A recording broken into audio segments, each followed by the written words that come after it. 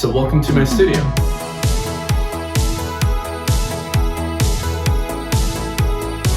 So this is a second bedroom in our townhouse.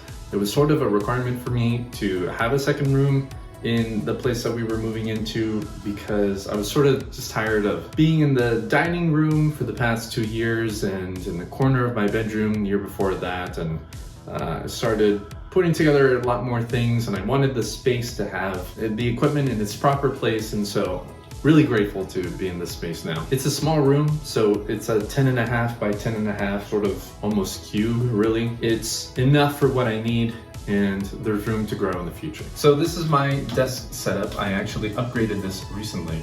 If you've been following the channel for a long time, then you might remember that white IKEA desk that I've been using basically since the beginning. I got that when I was in college. That was fine. It was really big, which I really liked, but the all white sort of just wasn't a fan of it anymore, and the material was sort of like a particle board.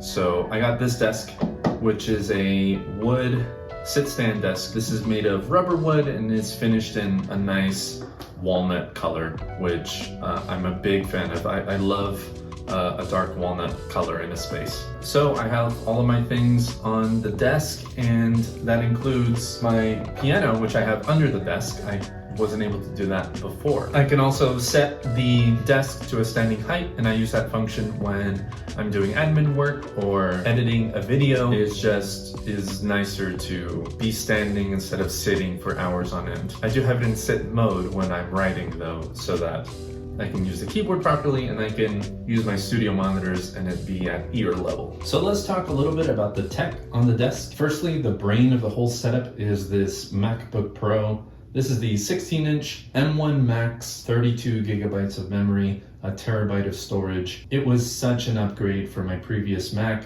which had 8 gigabytes of memory and like 256 gigabytes of storage. That was tough to work with. Connected to it, I have this Thunderbolt dock. This is the CalDigit TS4. I have the MacBook connected to this and then everything else connected to the dock. One of the things connected to the dock is this external monitor. This is a 27-inch LG monitor. It's a 4K screen, but it doesn't come near the quality of the MacBook screen. Still, it works for what I need it to do. I hope to get another one soon. Also connected to the dock are all these hard drives. I have an archive drive, a backup drive, and a sample drive to keep all of my libraries. That's on an SSD. Not an elegant solution, and I've pretty much filled up the 2 hard drives. So I need to come up with a better storage solution because storage is getting tight. Also on this desk, I use a Logitech MX Master 3S mouse. I upgraded from the MX Master 2S a while ago, and I really like the mouse. It's quiet, has a bunch of buttons for productivity features that I use to navigate my Mac. Under the desk, I attached some cable trays so that I can put the power strip on, connect all the cables and run them through this cable tray. It came in a pack of 2. This makes it much easier for the desk to go up and down. It still needs a lot of cleaning up. However, there are some cables that are sort of loose, like from the piano, that are running back there, and I can't exactly tighten those to the desk. But it has gotten a lot of things off of the floor, which I really, really like. As for control surfaces, I have a Monogram CC. I use that to edit my videos, to control vibrato, expression, modulation in Logic, and tons of other things. I've been wanting to make a review about this for years, but I'm gonna wait on that a little more. I also have my iPad Pro 11-inch on my desk as well. I use that to draft music ideas, and I use this app called Metagrid Pro to control Logic. I find that super useful when I'm doing scoring work or just working in Logic in general. As for audio equipment, my audio interface is the Focusrite 2i4. This is getting up there in age, I think. I'm hoping to upgrade this to a more quality solution sometime in the future. Like I mentioned, I have my keyboard under the desk. This is a Casio Privia 88 key piano. I've had this for over 10 years now, and it hasn't died on me. It still works perfectly fine. I have that plugged into the Thunderbolt dock via USB, and that's to send MIDI data. It came with a stand, but that stand wouldn't be able to fit under the desk without the desk being at an uncomfortable height. So I bought a keyboard stand for it that fits perfectly under the desk at a decent height. It's on wheels, so I can pull it forwards and backwards. Comes with a little headphone hook, which is super convenient. And I got this sustain pedal with it, which I actually really like. It's better than the one that came with the piano originally. The headphones I'm using are the Audio-Technica M50Xs. I have been using these headphones for many years now. I know how they sound, and these ear cups are sort of falling apart, so I need to get replacements on them, because whenever I put them on, I end up with little flakes all over my head. I also have a little coaster for drinks and stuff. I make sure to put that away from my computer in case anything ever happens. I think that's essential to have on a desk, especially if your desk is made of wood. Behind the desk on these monitor stands, I use the Kali Audio LP6s. I've also been using these for a long time. I think I'm starting to outgrow them. I also have this recent addition to my studio. This is the Shure SM57. I figured that I needed at least one microphone to record instruments. So I know this is a legend among the community. Really cheap and really good, really reliable. In this corner, I have the desk drawer unit, which I was using to prop up half of my desk previously. I just found it so convenient to have all of those drawers, and I didn't want to lose that when I upgraded my desk. So I just put the drawer unit in the corner, a globe on it, pumpkin decoration, little plaque, and a Lego Star Wars ship. By the way, as for filming equipment, I got this studio light. This is the Amaran 100D. It's a 100 watt daylight balance studio light. Also, I have a couple tripods, one holding my iPhone 13, which is what I use to film everything, and my Zoom H4n Pro, which is the recorder I use to capture all my audio. In the other corner, I have my little instrument corner. The main showcase piece is this Pearl marching snare drum. I won this in a composition competition. I made a video all about that if you're curious about that and how I got it. I really love it. I think it looks beautiful, and I love having it in the corner. I don't play it, I don't need it for anything, but it's something that I like having there. Under it, I have an Egyptian darbuka, which I got in Cairo, Egypt, when I visited Egypt last year. I made a vlog about that. I think it's a very good vlog. I suggest you check it out. In it, you can see where I learned how to play this instrument from a local Egyptian man, and when I got the drum for myself to bring back all the way here to the United States. In front of that, I have a Fender Squier electric guitar. I've had this guitar since I think I was 10 years old. And then next to that, I have a Fender electroacoustic guitar. It has steel strings on it.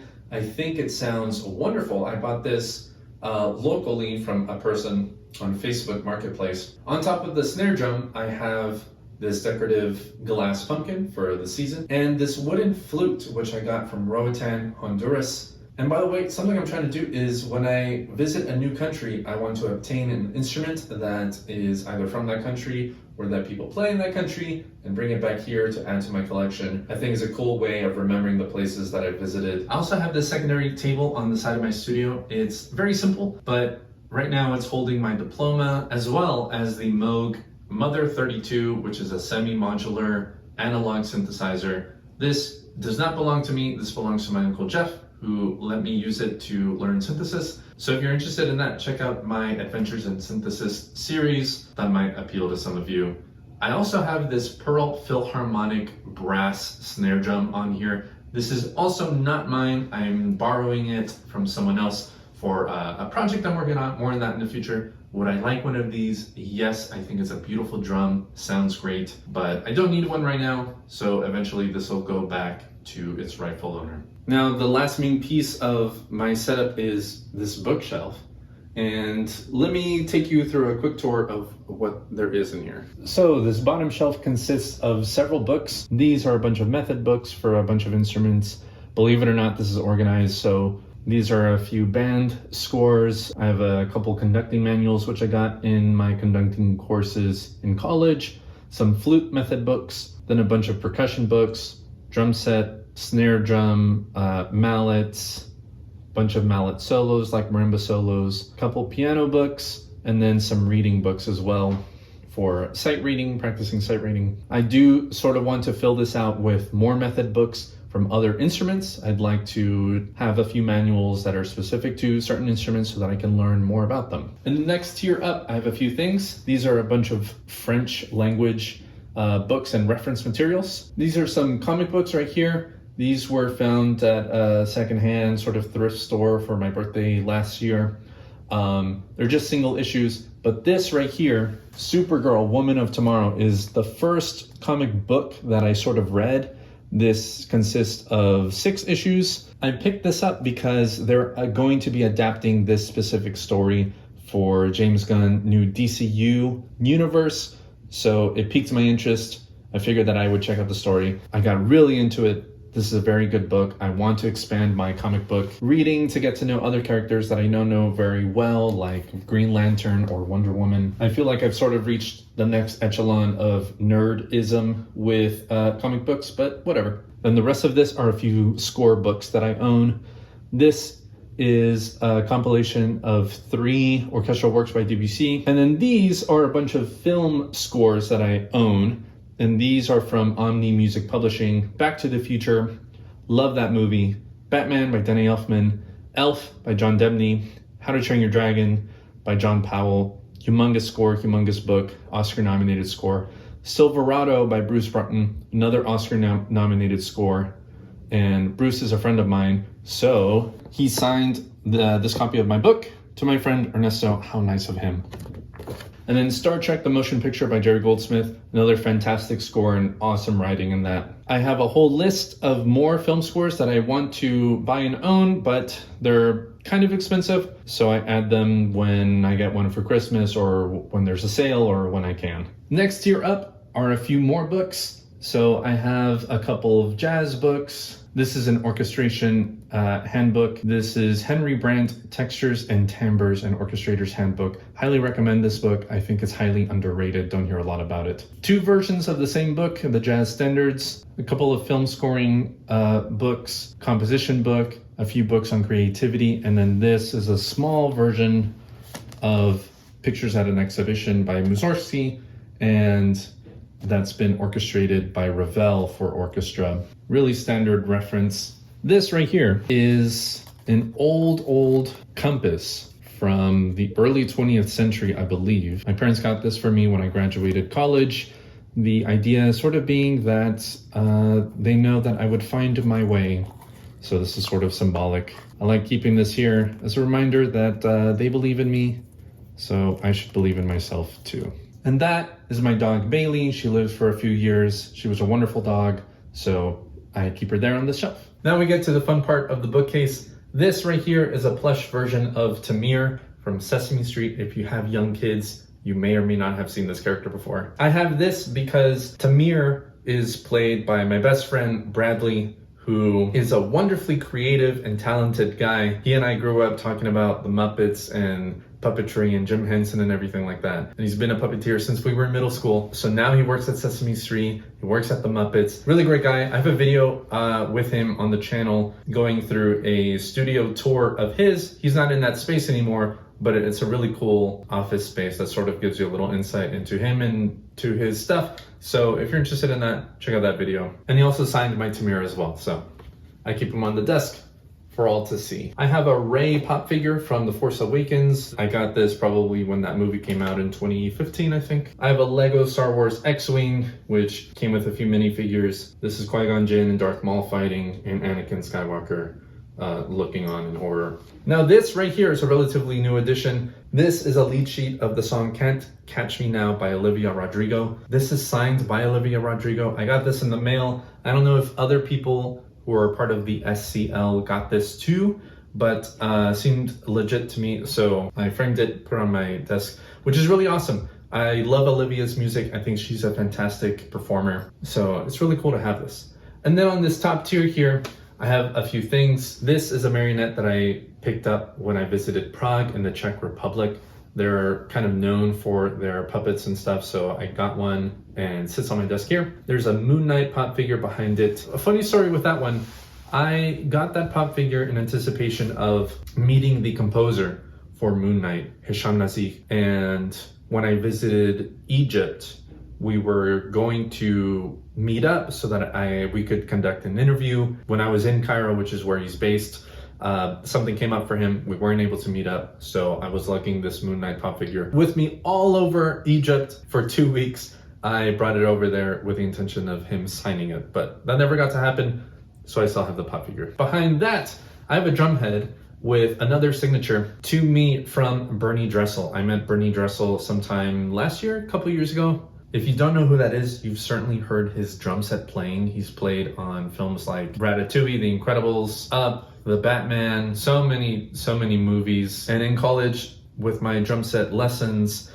we had to transcribe and perform some things for our final juries. So I transcribed some Bernie Dressel, and I got to meet him and got him to sign this drum head. So that was a really cool moment, getting to meet him and tell him about that. I have a couple other figures. Indiana Jones pop figure. I love Indiana Jones. It's my favorite movie series. A pop figure of Bullseye from Toy Story. A pop figure of Conan O'Brien, who's my favorite comedian. And then a couple figures back here, which is a little pottery dragon, I think. I got that from a student of mine. And then this little turtle that I also got from another student of mine when she visited the Dominican Republic. I have a little Lego Saw Gerrera and a Lego Mandalorian helmet, and this Buzz Lightyear figure, which I think I've had since I was maybe 4 years old or something like that. For some reason, I still had it, so I decided to prop it up. Frankly, I think this bookcase is sort of a representation of who I am as a person. So this gives you some insight into how nerdy I really am. I like having the space here where I can sort of display this stuff. Okay, so that was a quick tour of this room. It's not a very big space, but I'm lucky to have a space of my own. I write all of my music in here. I make all these videos in here as well. I have links to all this stuff on my website at ernestocomposer.com/gear. That link is in the description below. You can check out any of those links. Those links may be affiliate, which means if you purchase any of those things, I get a small percentage of that stuff at no extra cost to you. So if you do that, that might support the channel a little bit. All right, so that's it for the tour. Send me any comments you have down below. And until next time, take care.